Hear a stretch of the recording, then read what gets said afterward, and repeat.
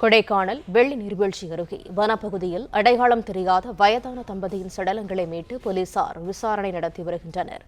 கூடுதல் தகவல்களை தருகிறார் எமது செய்தியாளர் அரவிந்த். அரவிந்த், வணக்கம். இது தொடர்பான விவரங்கள் என்ன?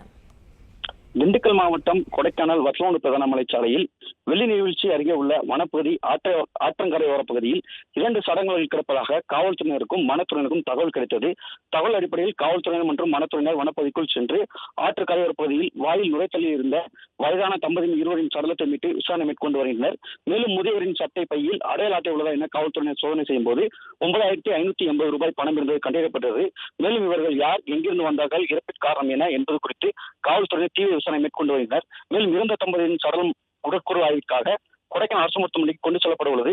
குறிப்பாக சடலத்தை அருகே பூச்சிக்கொல்லி மருந்து டப்பாக்கள் கிடைத்துள்ளன. மேலும் கடன் தொல்லை காரணமாக இருந்துள்ளனரா அல்லது இறப்பிற்கு வேறு காரணம் என காவல்துறையினர் தீவிர விசாரணை மேற்கொண்டு வருகின்றனர்.